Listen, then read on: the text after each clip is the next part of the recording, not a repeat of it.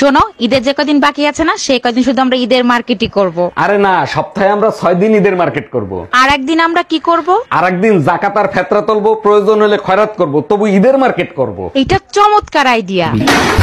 আসসালামু আলাইকুম, জুম্মা মোবারক। ভাই আমার জন্য একটু দোয়া করেন। ওয়ালাইকুম আসসালাম ভাবি, জুম্মা মোবারক। অবশ্যই দোয়া করব। আচ্ছা ভাবি, আপনি সবসময় আতঙ্কের ভিতর থাকেন কেন?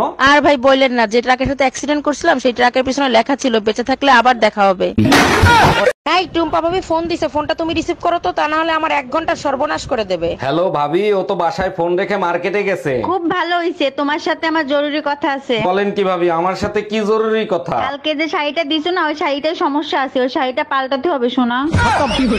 টুম্পা ভাবির কথা শুনলে মনে হয় গজল শুনতেছি, মন প্রাণ জুড়িয়ে যায়। তাই নাকি? আর আমি কথা বললে তোমার কেমন লাগে? 7ই মাসের ভাষণের মতো লাগে, শরীরের রক্ত টকবক টকবক করে ফোটে। যতই রক্ত ফুটুক, মরার আগ পর্যন্ত এই যুদ্ধে তুই জিততে পারবি না। আচ্ছা, মা বললো তুমি নাকি বিয়ের আগে অনেক বড় শয়তান ছিলা। শুধু শয়তান ছিলাম না, শয়তানের মহাগুরু ছিলাম। জানো, শয়তানের কাছে কখনো শয়তান আসে না, আসে ভালো মানুষ। শয়তান যেখানে না যাইতে পারে সেখানে বউ পাঠায় দেয়। ভাই শুনলাম সেহরিও করেন, ইফতারিও করেন, রোজা রাখেন না কেন আপনি? ভাবি, রোজা তো আমি মন থেকেই থাকতে চাই, কিন্তু কি করব বলেন, শয়তান এসে আমার ঘাড়ে ভর করে। ভাই শয়তানের বদনাম করেন না, রমজান মাসে শয়তান থাকে না। ভাই মসজিদে আজকে ইফতারিতে বিরিয়ানি দেবে।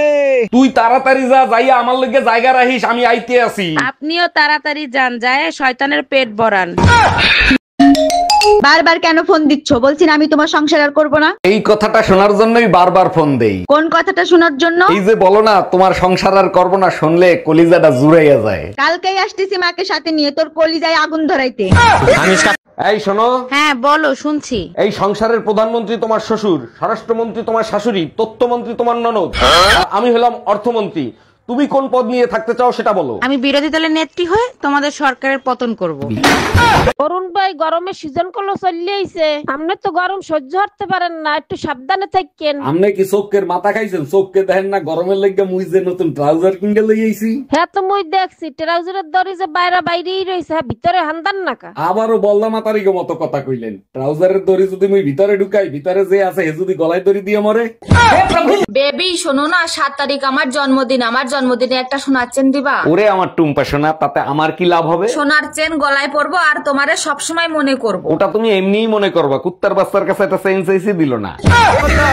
আজকে তোমারে জাহান্নামের দরজা দেখায় ছাড়বো। আমি আবার কি করলাম যে আমার জাহান্নামের দরজা দেখাবা?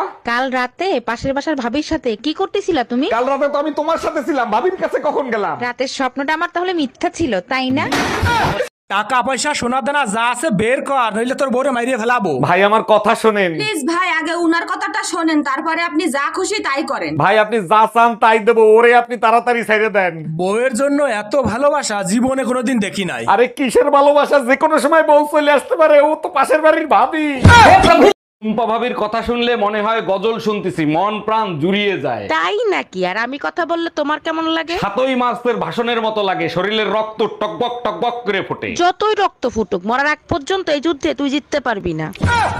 এই টুম্পা ভাবি ফোন দিছে, ফোনটা তুমি রিসিভ করো তো, তা না হলে আমার 1 ঘন্টা সর্বনাশ করে দেবে। হ্যালো ভাবি, ও তো বাসায় ফোন রেখে মার্কেটে গেছে। খুব ভালো হইছে, তোমার সাথে আমার জরুরি কথা আছে। বলেন কি ভাবি, আমার সাথে কি জরুরি কথা? কালকে যে শাড়িটা দিছো না, ওই শাড়িটার সমস্যা আছে, ওই শাড়িটা পাল্টাতে হবে সোনা।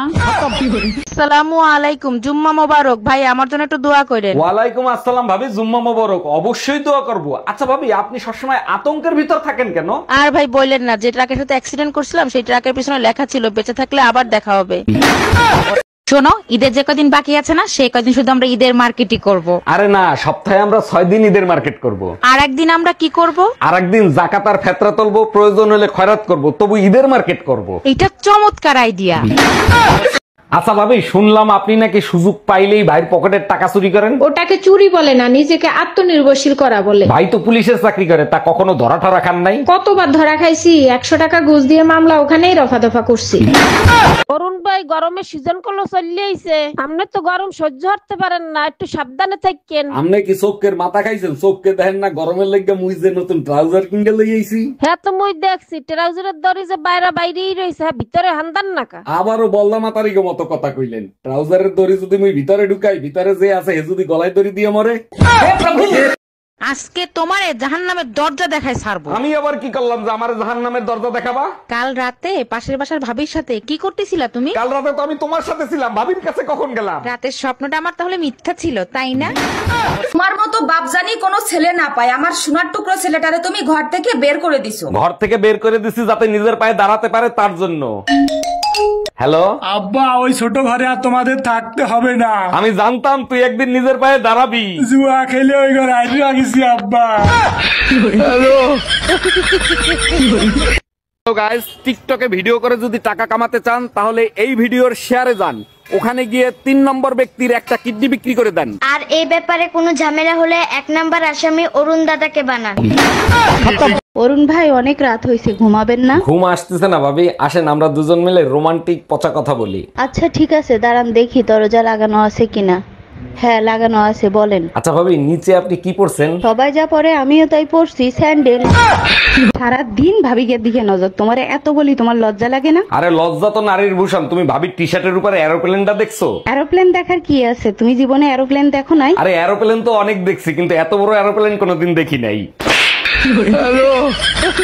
আচ্ছা ভাবি, শুনছি আপনি বাসায় নাকি একা থাকেন, তাই একা থাকতে ভয় লাগে না? না ভাই, তেমন একটা ভয় পাই না, তবে মাঝে মাঝে একটু ভয় লাগে। বলেন কি, তাই নাকি? তা কিসের ভয়? মাঝে মাঝে আপনার ভাই যখন হঠাৎ করে চলে আসে তখন ভয় পায়।